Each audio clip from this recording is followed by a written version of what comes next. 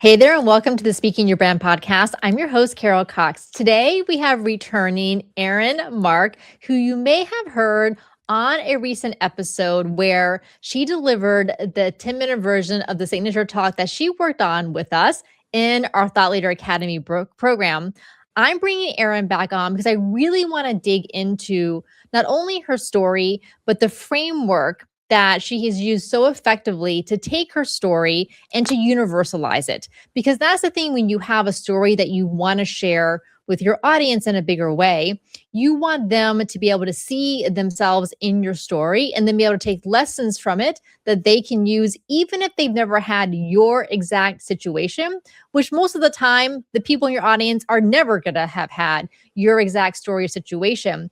But it's through storytelling that we understand ourselves better and how we fit into the world and how we can make a bigger impact. And Erin Mark has done exactly that with her story, her message, and the speaking that she's doing. So, Erin, welcome back to the podcast. Carol, I'm so happy to be here. Thanks for having me back. Well, my pleasure. And for those of you who are only listening, you do have to go to the Speaking Your Brand YouTube channel. Click on the link in the show notes to see us on video because we are wearing matching pink shirts. That was not planned. We showed up on StreamYard, and as soon as Erin popped up, I was like, of course, you're wearing pink, and we both have similar white earbuds and blonde hair. I mean, it's like, hello, Barbie. Hi, Barbie. It's weird. All right, Erin. So as I mentioned in the intro, we had met last fall, and actually you were writing and getting ready to deliver a TEDx talk, which you did, and I'll include a link to the TEDx talk in the show notes as well. And we met because you really wanted to go bigger with your speaking to become a keynote speaker. So then we worked together on your keynote talk. You went through our Thought Leader Academy. You graduated in March, and your speaking has taken off. I know you're getting more and more speaking engagements. You attended our one-day speaking workshop that we hold in Orlando, Florida. We do those in the spring and the fall. So you came to the one that we did a couple of months ago. It was so fun to have you there in person. And seeing you and how much you have taken what you've learned from speaking your brand and applying it not only to what you're doing speaking wise, but I know you've been volunteering to help some of the other women that you've come across in kind of just your network. And I was like, I think Erin's a real natural at this. And I think I need to tap into this and kind of bring her in to some of the things that we're doing as Speaking Your Brand, especially for speakers like you who have a really impactful story that is at the core of their message. And so, Erin, can you tell us a little bit about your story? What brought you to where you are today, in case listeners haven't listened to the prior episode that you were on, and then we'll go from there as far as thinking about how to take a story and turn it into a bigger message. Yeah, absolutely. So I was born with a terminal illness called cystic fibrosis, and doctors told my parents I wouldn't live past 18. And I found that out early on because I overheard my dad on the phone one night. I was very nosy listening, quietly saying my life expectancy out loud. I was 5 years old when I heard that. So while most kids were dreaming about their future, I was trying to grasp that I wouldn't get one. And that really set off this mission for me in whatever way that impact had on that 5-year-old brain of mine, to cram so much joy and urgency for whatever time I had here on this earth. I wanted to make an impact. So I've been keynote speaking for, over a decade because I made it to 18, then 20. And each year felt like a bonus I wasn't supposed to get. And at the end of the day, Carol, I wanted to keep that promise to that 5-year-old's little girl, to cram that joy and urgency and to make that impact. So my early keynotes, it was all pro bono. I didn't need a 401k or a retirement plan, and it was how to leave a legacy and kind of really what to do when you don't know what to do and that you don't need a crisis to change everything. So that was really my mission and the theme of my keynotes early on. I entered end life stage at 35 and I was dying. And I remember holding grief in one hand and gratitude in another. Grief because I didn't want to go, and gratitude because it was a miracle. I got those extra years. And then at the last moment, as I was slipping away, a breakthrough drug was approved, and it saved my life. And I thought, oh my gosh, I have all these extra years. Now, all of a sudden, I needed that 401k, a LinkedIn strategy, SPF in my moisturizer. Like, Carol, you have been living like this your whole life, all of your listeners, because this is very stressful, you all. And I thought, oh my gosh, what am I going to do? And at the time, someone said to me, you can do speaking as a career, you know. You can make money from speaking. People pay speakers to come in if that's what you want to do. You've been doing it already. And I thought, no way. I thought, no, I can't even imagine that. So I started Googling and ChatGPTing, and then I have made speaker colleague friends, and one of them, shout out Julia, referred me to you, Carol, and that's how I got to you, so you could set me straight.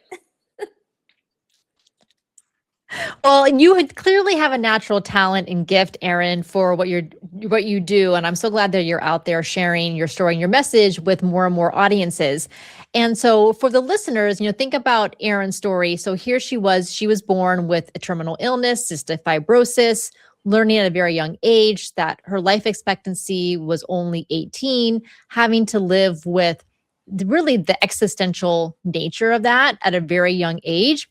So for the people in your audience, Erin, I'm sure once in a while you'll come across someone who either has CF themselves or has a family member or a loved one who does, but that clearly not everyone in the audience is facing or has faced any type of illness or diagnosis like that. So talk to us a little bit about how you've taken your story and the different things that have happened to you over the years. I know you have some very funny and poignant stories within your keynote, taking them and then universalizing them for the audience so they can learn from them, from your story as well. Yeah, absolutely. I think my whole life story is not common. And I think sometimes when people are thinking about being keynote speakers, they think they have to have a dramatic story like mine. I would probably argue it's a little harder to have a dramatic story like mine because it's hard to universalize that sometimes. But here's the thing. We have all had moments where we needed to tap into resilience. We had to deal with uncertainty and change. All of these things that I had to deal with living with a chronic terminal illness. We also have these moments in life that mark a before and after, who shape who we are as people, teammates, leaders. And we have this point where we ask, what now? Because things end. And in psychology, there's a term for this called identity foreclosure. And it's when we cling so tightly to who we are, we can't imagine who we could be. And we all have that moment. So not just me, right? Everyone. And I think with my message, knowing those struggles and those stories that I can tell, I'm able to connect with audiences just like any other keynote speaker is able to take their stories and connect it with audiences. I think it's really important to name the feeling when you're telling a story, when you're teaching a lesson, because that's what people hold on to. They know that feeling of fear, imposter syndrome, uncertainty. So there's a bridge between you and your audience with those emotions. That is such a great point, Erin, about the feeling and the emotion being universal, not necessarily the specifics of the story. And to your point that a lot of times speakers either think one of two things, either I need a big story in order to be a speaker and to have an impact as a keynote speaker. And maybe for some people, and I say, thank goodness, don't have a big story like that. Or on the flip side, sometimes women or potential speakers will say to themselves, well, I don't have a story at all, or or my story is not relatable, or it's too, or I think we tend to downplay a lot of our stories, or we tend to also because, and this is probably going into psychology, is that as we're growing up, we all develop coping strategies based on our environments, parents, siblings, the teachers, the people we have around us. And so what becomes second nature to us, we don't think is something that we assume everyone else does it the same way, or everyone else can do it the same way. But it's kind of a superpower of our own. A lot of times the things that we do naturally, like Erin, you said, like, you develop kind of a coping strategy to live life full of joy and a sense of urgency. So that has carried you forward. And that is a lesson that you can impart. Whereas for other people, that is not something that they develop because their situation and circumstances were very different. Yeah, absolutely. And what I teach, which I know because we worked on it together, is my calm framework. When I really started thinking about how I could apply my message to even go into more companies and associations who are dealing with uncertainty and change and their employees being burnt out, I thought to myself, oh my gosh, I lived uncertainty and change every day. So taking pieces of that, for calm, for those of you listening or watching, stands for control what you can, adapt, lean on others, and move forward. And those apply to all of us. If you have cystic fibrosis or not, I can tell you, are definitely dealing with some kind of change or challenge, personally or professionally or both. Yes, and I love that you have adapted your keynote, or you have a keynote for, say, individuals, individuals at a conference, who are maybe just people out in the world, professionals, right, maybe even patients. And then you have a keynote that is geared more towards leaders and teams and managers, because the principles apply to all of us as people. And Erin, I think about for myself, so I don't have a big story or big life situation that has happened to me. And I remember this was back in 2020, and we were getting ready to host our first big online summit. It was so fun. We had 10 women speakers, and they each delivered like 10-minute TED style talks. We didn't know each other then, but if we did, you would have been one of our speakers. And I remember I had one of our coaches at the time, Joy Spencer, who worked with Speaking in Your Brand. And she helped me to identify one of my stories, like one of my pivotal stories for my career, because it was very hard for me to identify it for myself. And so, Erin, thinking about, some of the women that or women you've talked to, have you found that to be the case? And what has been helpful for them to start thinking about what stories in their life or their career could be ones that could have an impact on their audience? Yeah, that's such a great point, that we have to have these conversations outside ourselves, because I think it's also surprising what people glob onto. I was talking to someone recently and working with them a little bit to help bring out their stories. And this particular individual talks about teaching soft skills, which is so important to sales reps and how that's really needed in the industry. So her and I were having a conversation, and she mentioned something about how her grandmother put on makeup every day. And it was just an ongoing joke in their family, how she was always made up. She looked great. And she kind of just, threw it off the cuff, that story. And then the way she talked about her grandmother, it wasn't just about the makeup. It was about how she wanted to present herself every day to others, strangers that she would come in contact with. And I said to her, that story needs to be in your keynote when you're talking about soft skills, because it's not about the looks, right? It's about the presentation. I forget her grandma's name off the top of my head. I want to say it's Betty, but who knows? I could just be pulling, it seems like a grandma named Betty. And I thought, oh my gosh, and she was like, really? You think that would be in?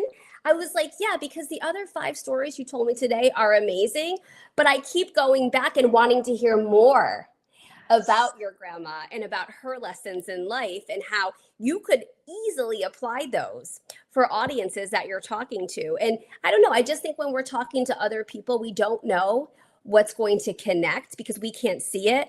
And I also think people are so focused on this data and trying to get all these numbers and sound smart in their keynotes. But listen, people remember stories and not data. Data is important, of course, to back up and what you're proving. I understand that. I use some science-backed research in my keynotes to support my stories.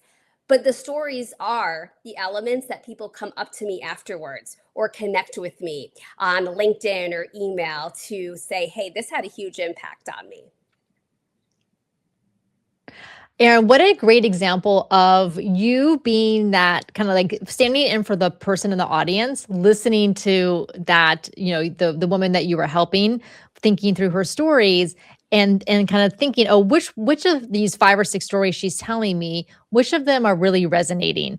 And I feel like that is the benefit of having a coach, having someone who is listening for that, because we've been in enough rooms listening to speakers over the years, enough conferences and events that that most speakers, you just kind of like, you don't really remember what they said, right?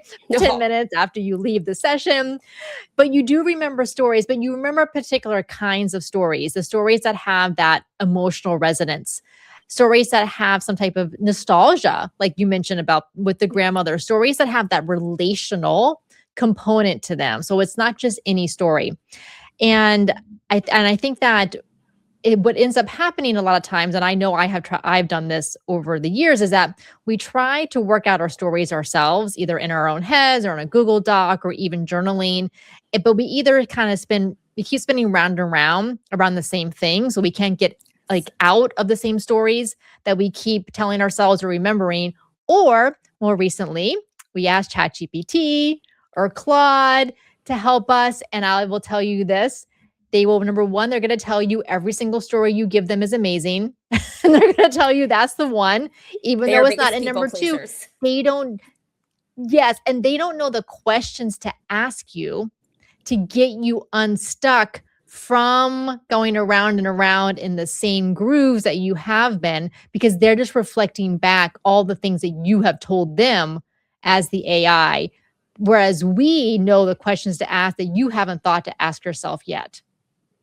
100%. It's not, AI can do a lot, but it cannot listen as a person.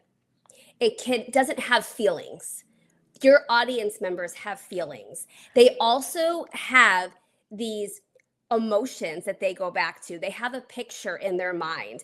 My goal is when the audiences are listening to my stories is that they can picture being right next to me in that hospital bed, or being right next to me in that 5K race that I was running at some point. I want them to picture that moment. Everybody knows what a hospital bed looks like, or what a road race looks like, or what, they could picture their 5-year-old version of themselves. And that's what's so important to connect to for speakers.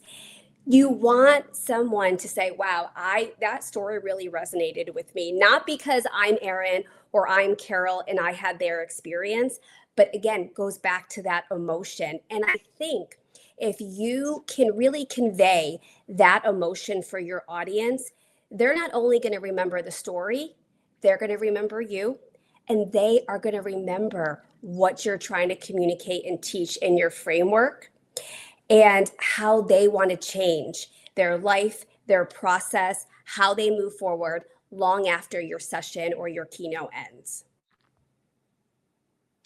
Well, Erin, you mentioned frameworks, which of course we love to help our clients create their signature framework that goes with their signature talk. And I know you have a framework that you have used when developing your own talks and as you've been working with people. And so can you tell us a little bit about your 3-part framework that it's helpful for people who do have a story that they want to incorporate into their larger talk? Yeah, absolutely. So it's called story, struggle, solution. I'm a big fan of 3 or 4 different, whether frameworks, iteration, acronyms, because I think it's easy to remember. So, story. Ask yourself a very simple question. What happened? What happened in that moment? It doesn't need to be your whole life story. You can give a little background, but what happened in a particular moment? What was the struggle? That's the next one we're going to in that moment. I want you to ask yourself, why was it hard? That's where you bring out that emotion. What emotion were you feeling? What roadblocks were you running into? How did that make you feel? And the last thing is a solution. What did that teach you? Is it 3 lessons? Is it a framework, an acronym? Is it 2 pieces of advice you can give? It doesn't have to be fancy. You don't have to put so much pressure on yourself for your solution because you know it helped you. And it can be as simple as, like I said, those 3-step processes, 3 phases. But how can the audience take that and take action from it? So, story, struggle, solution. And in a 45-minute, 60-minute keynote, that's the overarching framework, but you're going to have to kind of set in, I guess, like, I'm trying to think of the right term for it, like bump, set, spike, baby. So you're going to filter some other stories and, struggles in there, but your solution should be one. Don't confuse the audience with multiple solutions or multiple acronyms. But I think when you don't know where to start, story, struggle, solution will be an easy path for you to follow. I love that. Yes. And that is something that for those of you listening, you can start thinking about now. If whether you have a big story that has really shaped your life and who you are, you can think about the story, struggle, solution, or just kind of look back over your life and your career and think, okay, pull out a couple of stories and kind of start putting some ideas around the story, struggle, solution aspect of it. And then if you would like help doing that, we do have a new package that we are offering that we are partnering, Erin is partnering with Speaking Your Brand, and we're partnering with Erin so that she can provide this coaching service to those of you who would like to think more about your story, the impact that can have on your audience, how it can be central to your bigger message. And like we just talked about, identifying what is the story or what is the moment in the story that makes the most sense to focus on, or figuring out what that story is. So Erin, tell us a little bit about the story scoping package and how you envision working with our clients on that. Yeah, absolutely. So I think the first part of that story scoping session is for me getting to know you. And I want to ask, why do you want to share your message now? Because you might think it's because of one reason, but I guarantee you, once you start talking and telling me your stories, it's going to end up being a different reason. And you will be surprised at that. Because I don't know if you find that happens, Carol, in your VIP days that you do with your speakers, which is a real deep dive session, which is amazing. But I think for me, what I want to help my clients with is, let's get to the point of really why you want to share your message. Okay, great. We have that. Tell me some stories. What's happened in your life? Tell me some struggles, because you have multiple. Everybody has multiple. But I'm going to be able to pick out maybe the 1 or 2 that I think would be able to become not only a keynote you'll feel confident in telling, or even a short talk, but I want something that's actually bookable for you, that you can leverage to be able to use it to your advantage. And I mean in a good way, that you can say, oh, okay, I feel confident about being able to tell this story. And maybe you don't know what your framework, your solution is yet, but I bet you once we start to map out the struggle and what you did to solve that issue, we are going to find it very quickly. But you need that sounding board to be able to curate that sometimes, because I think we're often can't get outside of our own head. We need someone to listen to us, as we were just saying, to see, hey, what sticks with us. The other question I would want to ask, or I do ask my clients, is what problem do you think you can solve, and who would you solve it for? Because I think that can really help craft and pick out which story, which struggle solution would be the best one to start with. Because it's all about getting confidence in speaking and telling your story. So let's start with something that really means a lot to you, and maybe that you already have a connection to, whether it's an industry, a nonprofit, or just going on stage or giving a presentation at a meeting. People hate public speaking in general. So maybe it's not even for yourself. It could be with your company. It could be a client success story that we're looking at, right? There are so many different ways to be a speaker. You don't have to be on a stage to be a keynote speaker either. Right. Or even for podcast interviews, maybe Yes. maybe you want to get some more visibility. You want to put yourself out there. So you would like to get booked on some more podcasts, or maybe you have been doing some podcasts, but you feel like they're falling a little flat. Like maybe that's just a little bit too like technical, like you're giving too much like information instead of sharing stories in your podcast interview. So this could also be a great way to leverage Erin and to have her help you scope out your story so that you can use it in these different ways. Yeah, absolutely. I would be honored to work with you. And I I think also your story can be someone else's survival guide. Don't discount your story if it is not this huge health crisis or this massive tragedy, right? Feel confident, because what you have matters. What you can share with others matters. Don't discount your experience just because you've never spoken before either. I think what you'll realize is, once you have the confidence and really see it in black and white, which is my mission to give back to you, you'll be able to go out there and speak it and feel good about speaking it. I love that, Erin. Yes. And as we like to say at Speaking Your Brand, your audience is waiting for you. You are the messenger for them. There are people in Erin's audiences when she goes out to speak who may have heard other speakers at different times in their life, maybe even give a similar message like uncertainty is just the currency of life, right? Like these things are not anything brand new. We all know uncertainty, change, resilience. We've heard those words.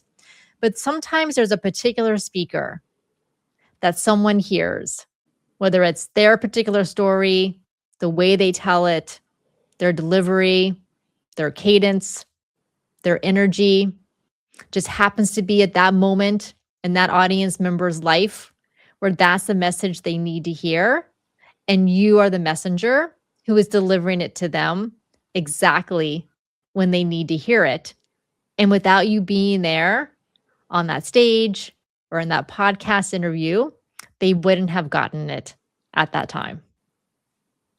So true. So true. You never know who you're going to affect in that audience. And yeah, maybe an audience of 50, 80, who's ever listening to that podcast, not all of them may not be connected to your message. But I think you'll agree, Carol, there are several other people who need to hear it and will feel connected to you instantly. Absolutely. If you would like to check out the story scoping package and work with Erin, you can get all of the details at speakingyourbrand.com/story-coaching. Again, that's speakingyourbrand.com/story-coaching. And I'll include a link in the show notes so that you can check it out directly there. And I also wanted to let you all know that our next one-day in-person speaking workshop in Orlando, Florida, is going to be on Thursday, October 29th, 2026. It's at the Citrus Club in downtown Orlando. It's a beautiful venue.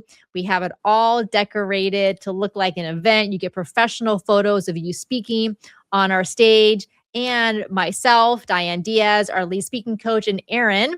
All three of us are going to be there so that you get one-on-one time with us to craft your story. And your story could be a personal story. It could also be your brand story. You get to work on that in the morning. We have a lot of fun exercises, and then you get to practice on our stage, and you develop so much clarity and confidence in that day, being in a room full of amazing, talented, smart, supportive women. And I'm so excited, Erin, that you'll be back with us in October. Me too. I can't wait. I'm so excited. You have to come, everybody. Please come. This will be amazing. It is. And you can get all those details at speakingyourbrand.com/Orlando for that 1-day master your story and the stage workshop. So hopefully hopefully Erin will see you online in the story scoping package. And then we'll also see you in person because they really go hand in hand together as well. Well, Erin, thank you so much for coming back on the Speaking Your Brand podcast. I always love seeing you. And you know what I noticed? Look at our fingernail polish. Blue, but just different shades of blue. Again, we did not plan this. And this is the first time I've worn this blue color. I just bought it. It's very bright. I'm not sure how I feel about it. No, but I like it. I feel like you would normally have the dark like I have. Oh my gosh. All right, Barbie. Well, we can match again. I feel like I should go watch the Barbie movie now. Maybe me too. We'll plan a movie night. All right, everyone, go watch the Barbie movie. Go listen to the Feminist Manifesto monologue, part of it, like the 2/3 of the way, Barb. Get yourself all fired up, back on your soapbox, and know women's voices are needed more than ever. We want to hear yours, and we would be honored to work with you here at Speaking Your Brand. Erin, thank you again so much.